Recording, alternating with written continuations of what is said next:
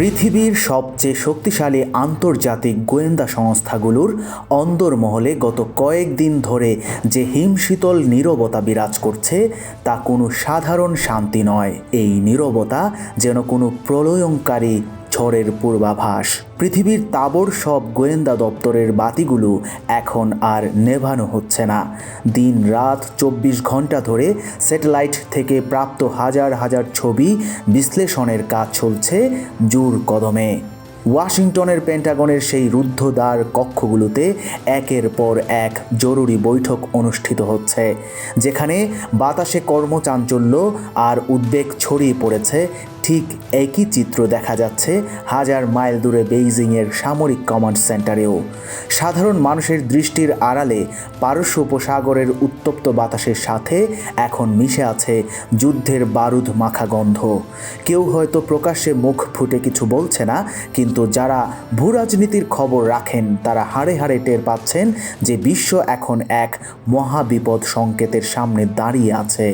যে কোনো মুহূর্তে, হয়তো আজ রাতেই অথবা আগামী কয়েকদিনের মধ্যেই সেই চূড়ান্ত বিস্ফোরণটি ঘটতে পারে, যার জন্য সবাই দম বন্ধ করে অপেক্ষা করছে।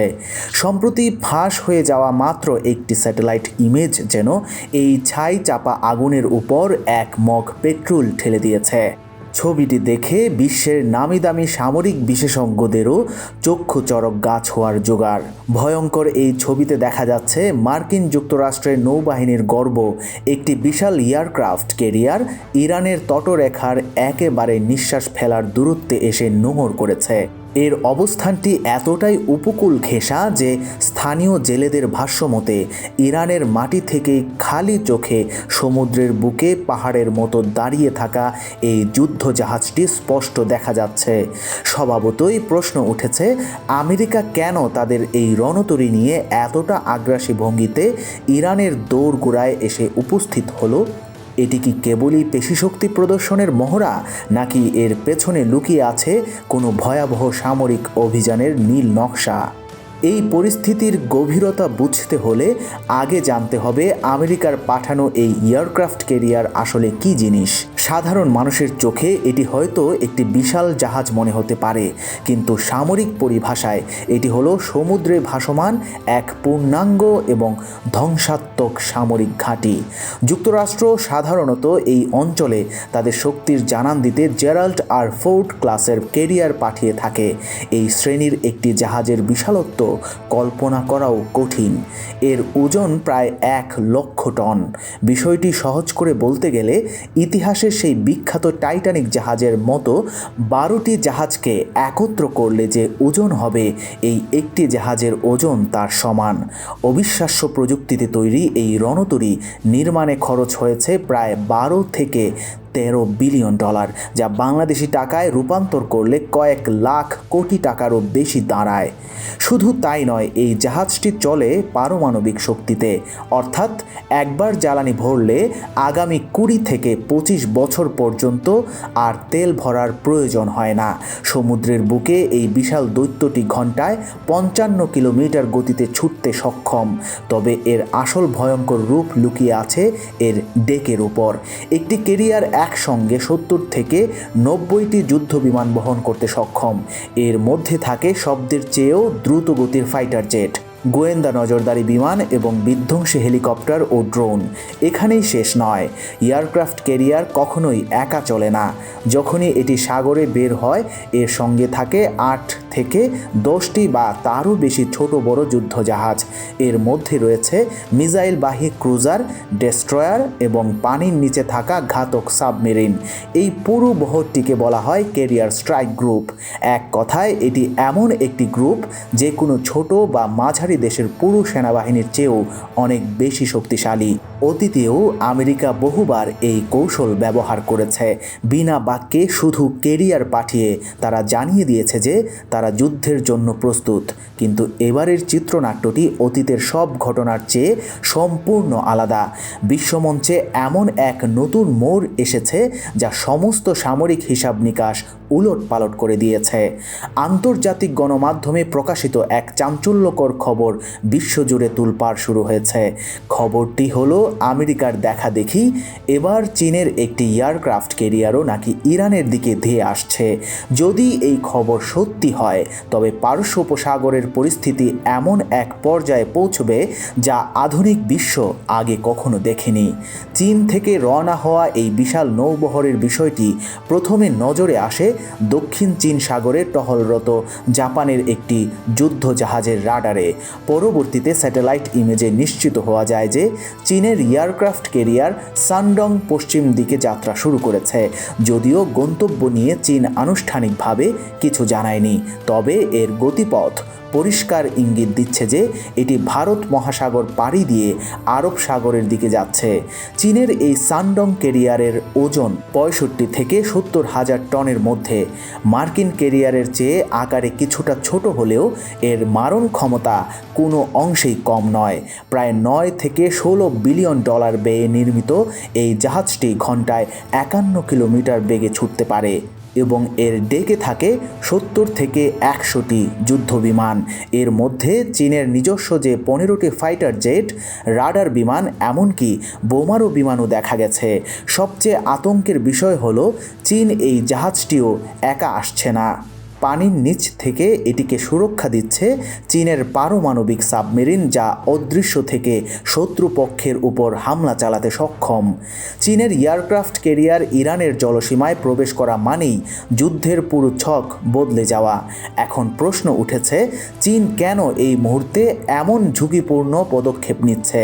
বিশ্লেষকদের মতে এটি আমেরিকার প্রতি চীনের একটি নীরব কিন্তু কঠোর বার্তা।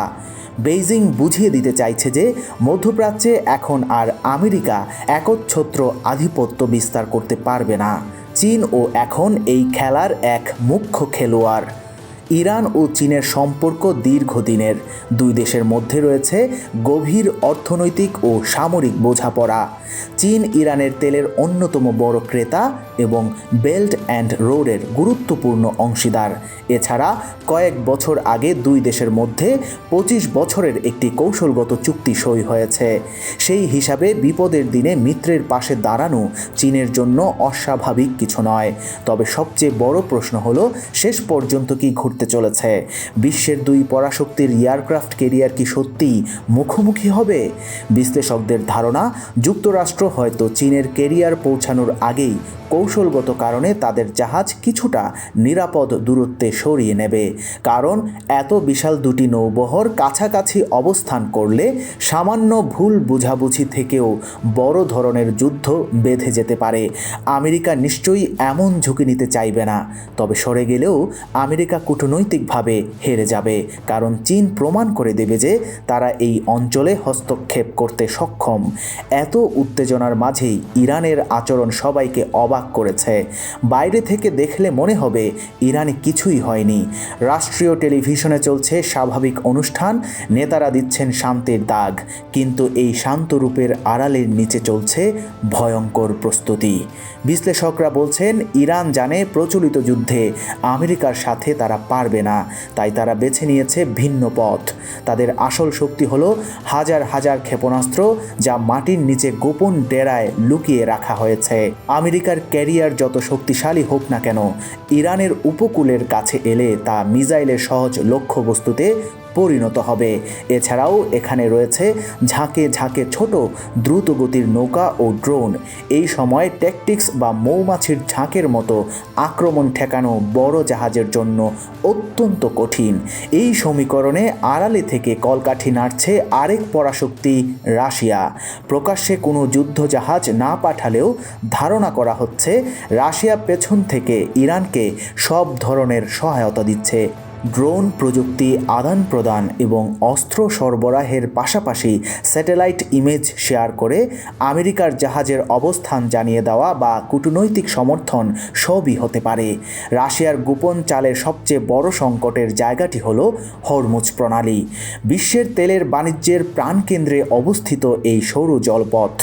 এখানে যুদ্ধ বাঁধলে তেলের দাম আকাশ ছুঁবে, যার ধাক্কা লাগবে পুরো বিশ্ব অর্থনীতিতে। আন্তর্জাতিক শিপিং কোম্পানিগুলো ইতোমধ্যে তাদের জাহাজে লাল সংকেত জারি করেছে এবং বিমা কোম্পানিগুলো প্রিমিয়াম বাড়িয়ে দিয়েছে। পরিস্থিতি যেদিকে যাচ্ছে তা মোটেও শুভ নয়। এখনও পর্যন্ত কোনো গুলি চলেনি, কিন্তু দুই পক্ষই দাবা খেলার মতো চাল দিয়ে যাচ্ছে। এই স্নায়ুযুদ্ধ কতদিন চলবে তা কেউ জানে না। আগামী কয়েকটা দিন অত্যন্ত গুরুত্বপূর্ণ। চীনের ক্যারিয়ার কোথায় গিয়ে থামে, আমেরিকা কি সিদ্ধান্ত নেয় এবং ইরান কোনো হঠকারী কাজ করে বসে কিনা, তার উপর নির্ভর করছে পৃথিবীর ভবিষ্যৎ। বিশ্ব এখন শ্বাসরুদ্ধকর অপেক্ষায়, কারণ পারস্য উপসাগরে যা ঘটছে তার প্রভাব শুধু এই অঞ্চলে সীমাবদ্ধ থাকবে না। যুদ্ধ শুরু হলে বাংলাদেশেও এর প্রভাব পড়বে। তেলের দাম বাড়লে নিত্যপণ্যের দাম বাড়বে, অর্থনীতিতে ধস নামবে। তাই চোখ রাখতে হবে খবরের পাতায়, কারণ সমুদ্রে ঝড় উঠেছে, যার কেন্দ্রে আছে আমেরিকা, চীন ও ইরান। তিন পরাশক্তি আর বারুদের স্তূপের উপর বসে থাকা এই সাগর যে কোনো মুহূর্তে জ্বলে উঠতে পারে আগুনের লেলিহান শিখায়।